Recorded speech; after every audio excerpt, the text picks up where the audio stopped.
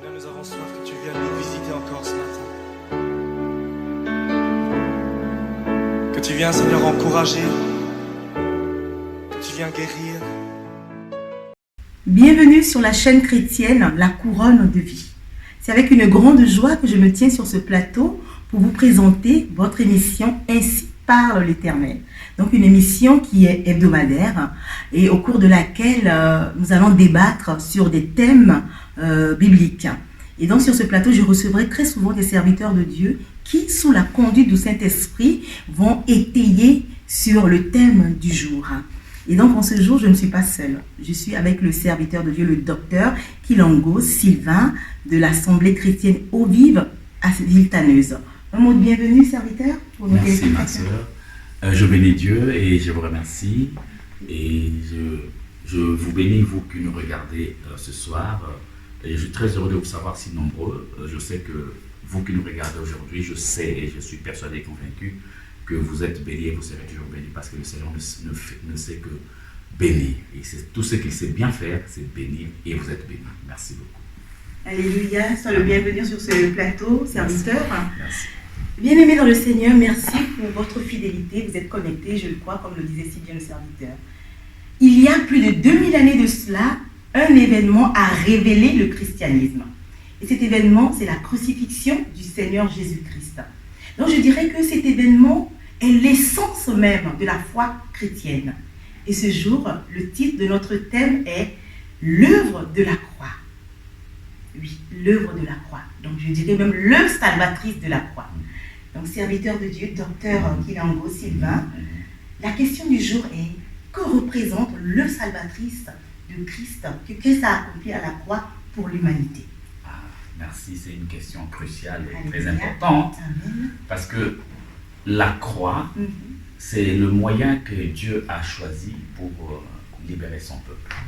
Donc, sans la croix, même la foi chrétienne est vaine. Et même si nous sommes là réunis parlant de la parole de Dieu, c'est parce que la croix a joué un grand rôle. C'est pour cela, je sais qu'avec le temps, nous allons continuer à évoluer, mais je veux que tous les chrétiens, que nous sachions que la croix, sans elle, il n'y a pas de vie. Quand la Bible dit que celui qui a le Fils a la vie, et que celui qui n'a pas le Fils n'a pas la vie, tout cela est lié à la croix. La croix, c'est l'élément central. Je dirais même que c'est le centre de gravité de la foi chrétienne. C'est la croix. Sans elle, tout est foutu. Et j'aimerais même dire rapidement que l'apôtre Paul qui dit la prédication de la croix est une folie pour ceux qui périssent. Mais pour nous qui sommes sauvés, c'est une puissance. Je reviendrai. Alléluia. On rend gloire au Seigneur pour cette belle œuvre qui a été accomplie pour nous. Alléluia. Amen. Comme le dit si bien la parole de Dieu dans le livre de Jean chapitre 3, la Bible nous dit que Dieu nous a tant aimés. Et donc cet amour a été révélé à la croix. Nous avons notre deuxième question, bien-aimés dans le Seigneur et serviteur de Dieu. Pourquoi le choix de la croix? Pourquoi le Seigneur Jésus-Christ n'a pas été lapidé? Il n'a pas été... il y avait plusieurs sentences. Mais pourquoi cette si lourde sentence qui est la croix? Il y avait plusieurs possibilités contre notre Seigneur.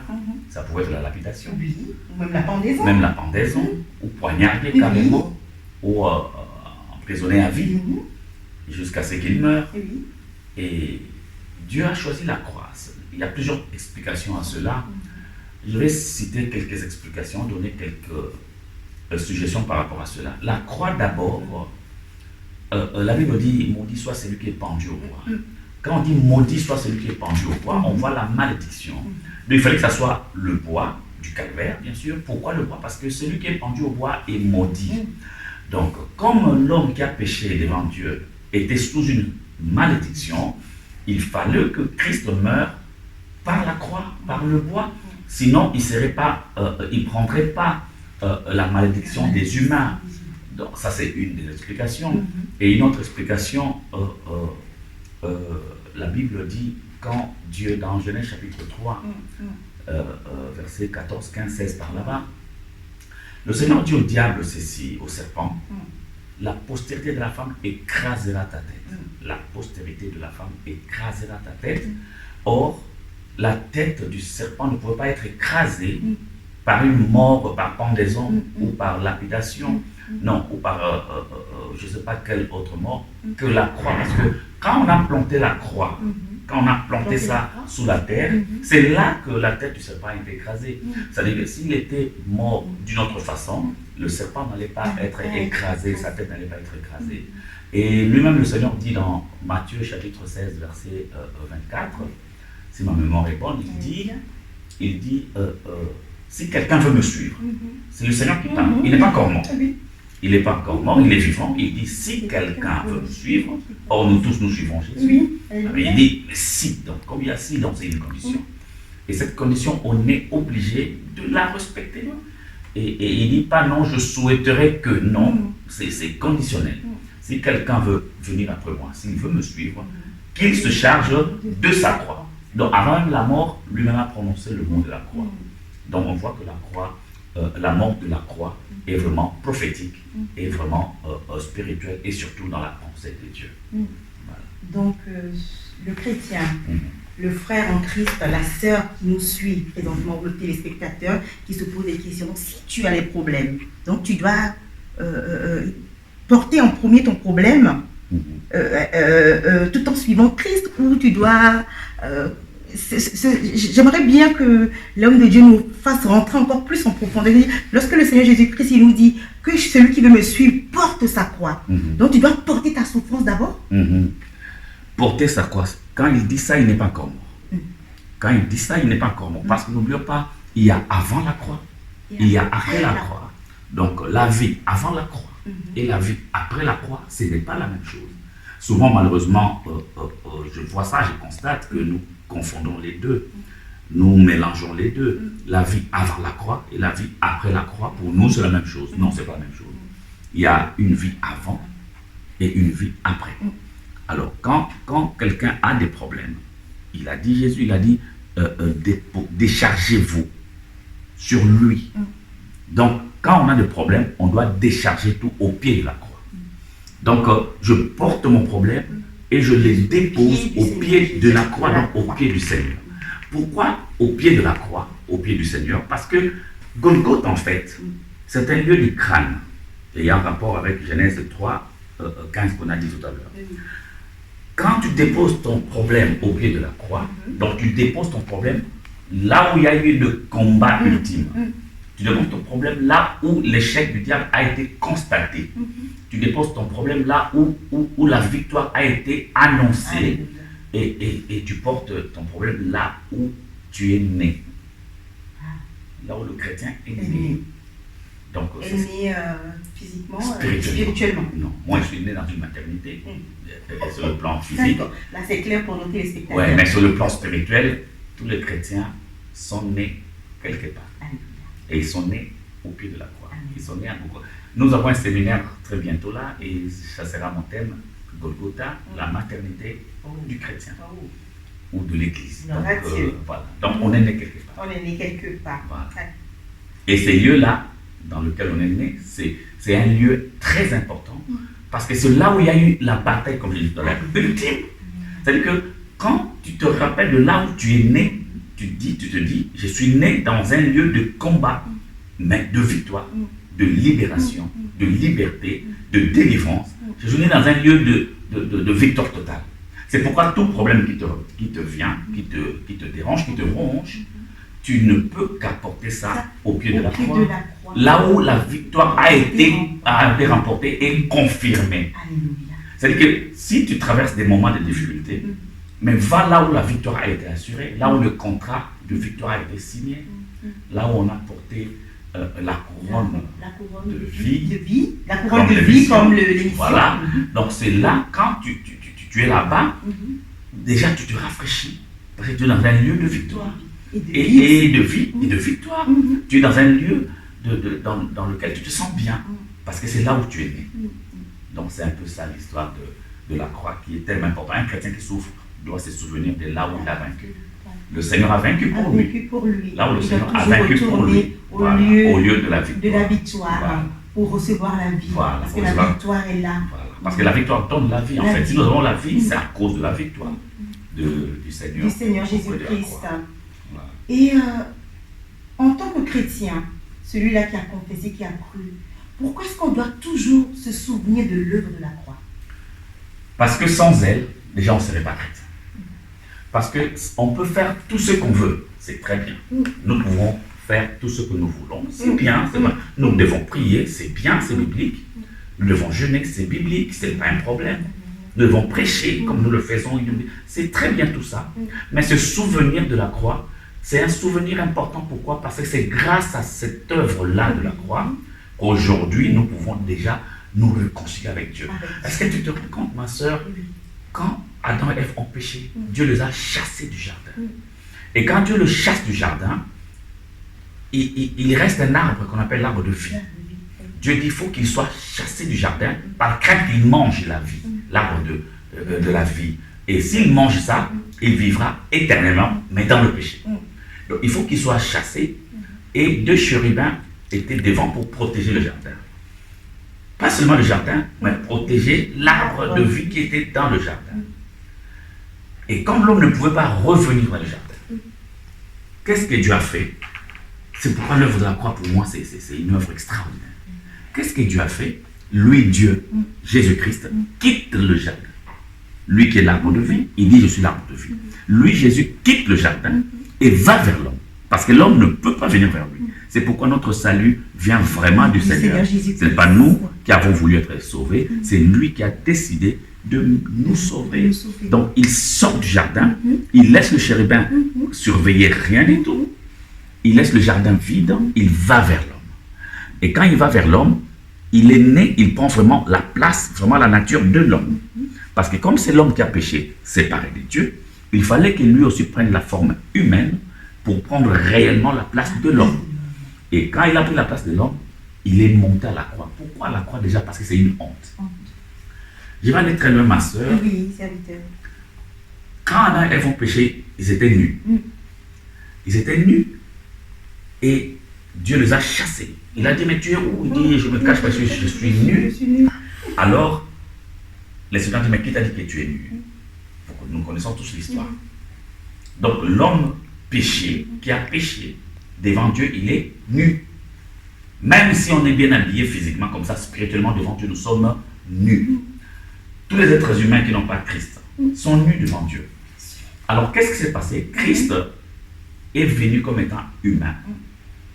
Il a réellement, j'insiste, il a réellement pris la place de l'homme.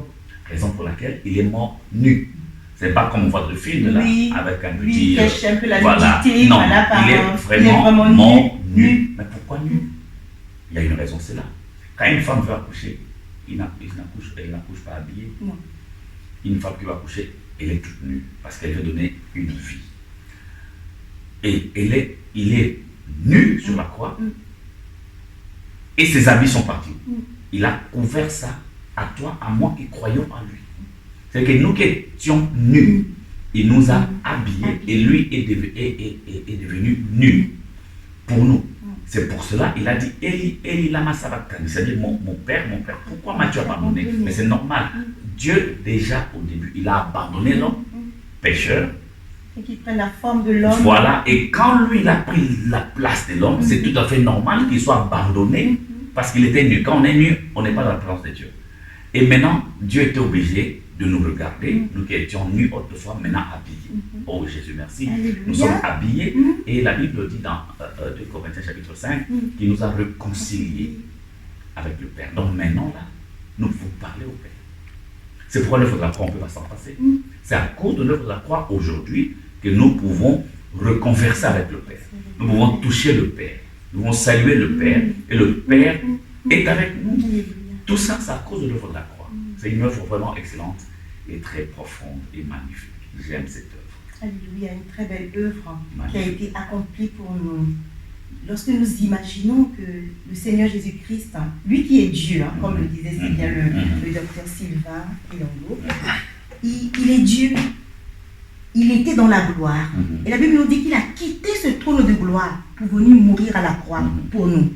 Ça, c'est vraiment une grâce extraordinaire. Et ce qui fait que certains frères et sœurs, ou même des chrétiens, oublient ce détail si important.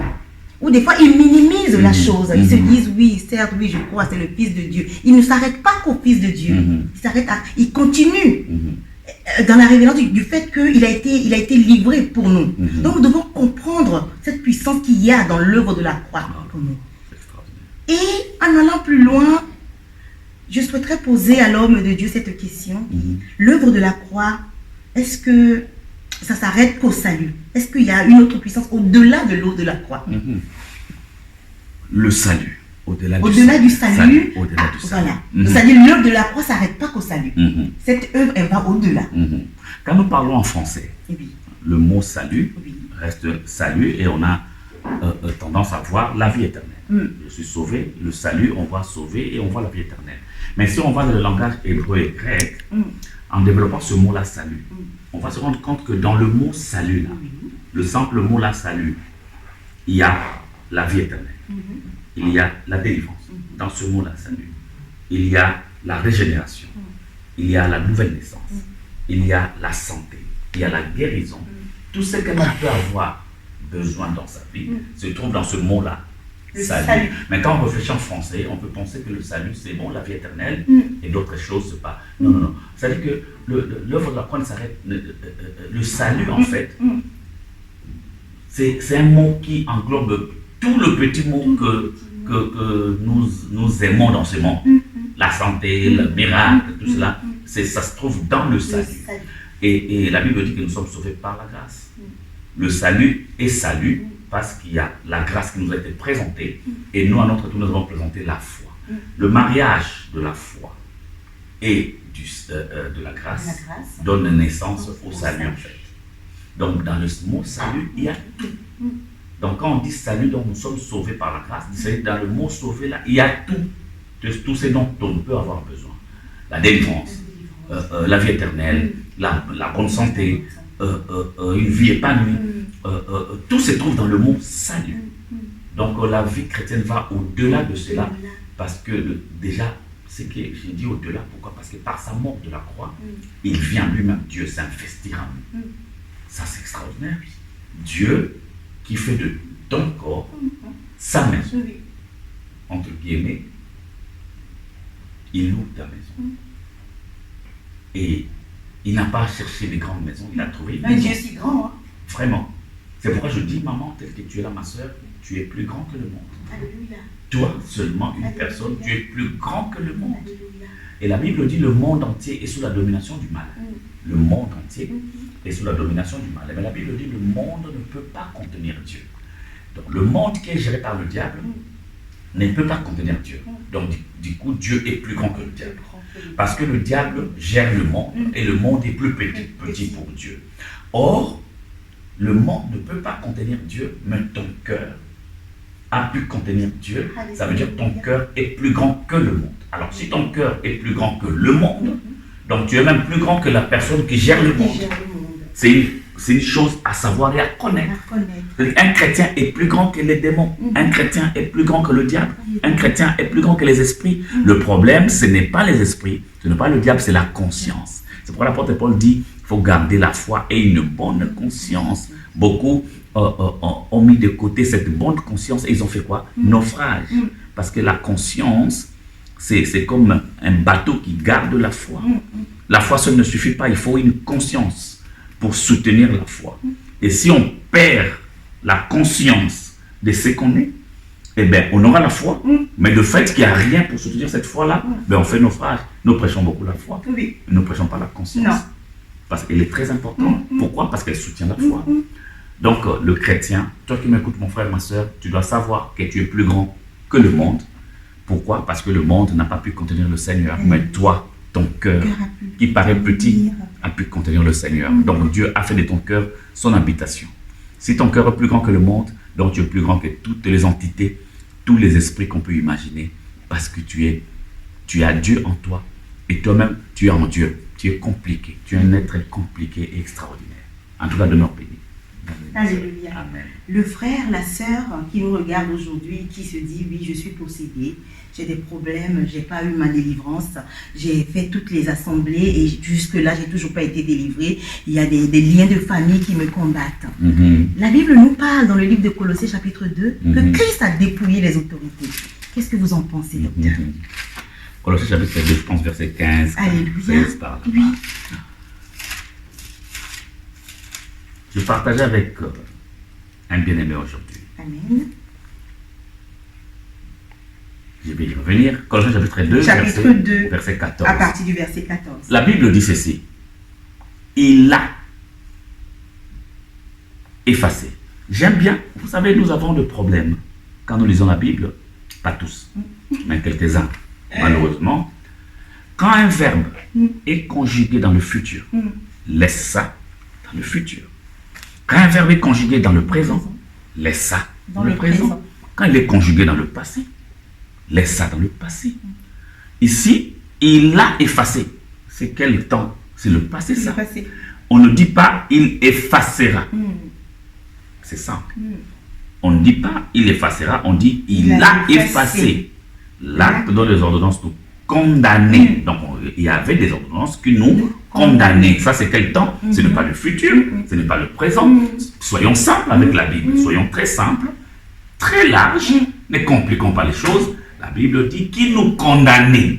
C'est-à-dire, si on veut réfléchir un peu, aller plus loin, si on dit il y a des ordonnances qui nous condamnaient, ça veut dire qu'aujourd'hui, ça ne nous condamne pas. Pourquoi ça ne nous condamne pas? Parce que lui, il a effacé ça. Si on ne croit pas en ça, on ne croit pas à l'œuvre de la croix. Si on ne veut pas croire à ça, ça veut dire que j'écoute souvent des gens qui disent oui, il est mort, mais on ne peut pas rajouter le mais. On ne peut pas rajouter, quand on dit Jésus est mort, oui, on ne refuse pas. Mais il y a des familles, il y a des tribus en Afrique, il y a des tribus en Amérique du Sud, il y a des tribus. La Bible dit tout genou fléchit devant le nom de Jésus.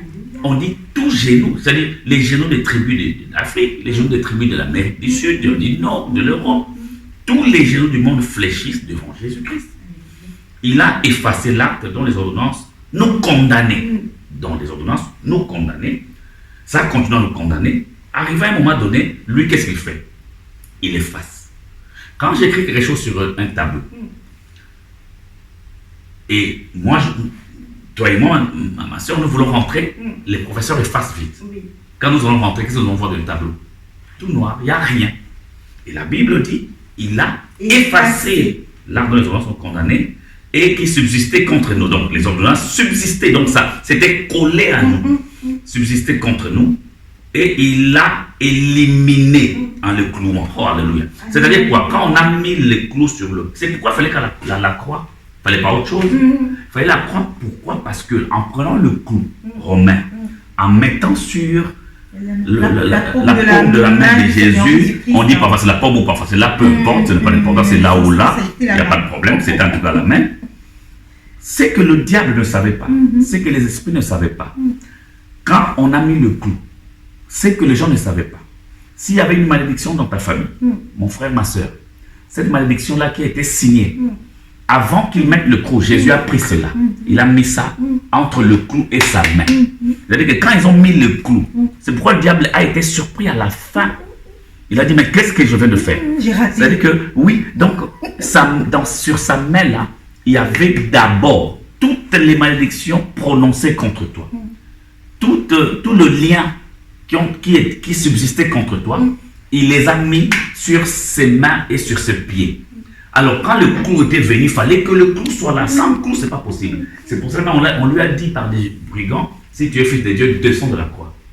Alors, on peut se poser des questions. Est-ce que Jésus était-il incapable de descendre de la croix? Lui qui a ressuscité Lazare. Est-ce qu'il n'était pas capable de faire sauter les clous et descendre? Lui qui a marché sur les eaux. Mais pourquoi il n'est pas descendu? Parce qu'il ne peut pas descendre, parce qu'il est en train de faire un travail. Il est en train de clouer quelque chose. Il fallait qu'il finisse le travail. C'est pourquoi il a dit, tout est accompli. Ça veut dire que là, maintenant, c'est bon. Tout est cloué. Toutes les malédictions du chrétien qui croira en moi est cloué. Et tout va bien. Et il a dépouillé les dominations. Il y a des choses à dire. Sur la croix, il y a tellement de choses. On peut faire des heures et des heures. mais respectons le temps de l'émission. Alléluia. Jésus est mort, il est vraiment mort, mais ressuscité, mais mort pour nous. Les clous étaient pour clouer, pas seulement ses mains, mais clouer nos problèmes, nos difficultés, nos souffrances, nos épreuves. Il les a cloués. Ton problème, ce n'est pas ce que tu veux avoir. Ton problème, c'est de croire en ce qu'il a Il fait. a compris. Parce que si tu ne veux pas croire en ce qu'il a fait, ça veut dire que tu ne crois pas en lui. Et comme si tu ne crois pas en lui, c'est ce que Hébreux nous dit 11, sans la foi, il est impossible de lui être agréable. Donc il y a beaucoup de chrétiens qui sont des chrétiens, mais Dieu ne les agrée pas. Ça, pourquoi? Parce qu'ils ne croient pas. Je vais dire un petit truc rapidement, maman, pour que je te passe la parole. Il y a beaucoup de gens qui aiment Jésus. Oh là là, ils l'aiment tellement, mais ils ne croient pas en lui. Sans le dire, ils pensent qu'ils croient en lui. Il pense ça. Ils pensent croire en lui. Mais quand on dit croire en Jésus, mais on croit en quoi? Et beaucoup pensent croire, beaucoup espèrent ou beaucoup croient à ce que Jésus fera dans leur vie. Erreur grave. Très grave. Donc si tu veux croire à ce que le Seigneur va faire dans ta vie, tu n'as pas la foi. La foi est liée à ce qu'il a fait. Tu vas te rendre compte que la majorité de chrétiens attendent quelque chose pour dire « je crois en toi Seigneur ». Exactement. Or, l'œuvre de la croix, c'est déjà On peut accompli. voir d'abord avant de croire. Voilà. C'est déjà accompli. Il faut croire en ce qu'il a fait. Parce que ce qu'il a fait là, c'est un travail profond. Et ce qu'il a fait là nous a donné beaucoup de choses. Alléluia, c'est ça. Mais si on ne veut pas croire, si pas qu'on ne veut pas, mais on ne sait pas qu'il faut croire en ça, on va croire à d'autres choses. On va se rendre compte qu'on n'a pas la foi. Et il est difficile pour que Dieu puisse être à tes côtés. Alléluia. Nous Ouais. bénissons le Seigneur pour ces détails précis, puissants. Alléluia. Que l'homme de Dieu, le docteur Kilengo, nous a apporté encore une fois en ce jour.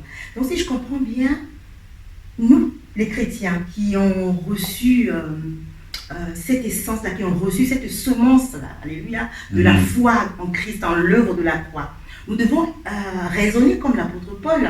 La Bible nous dit dans le livre de Galates chapitre 6 que l'apôtre Paul disait que loin de lui de ne pas donner la gloire à l'œuvre de la croix.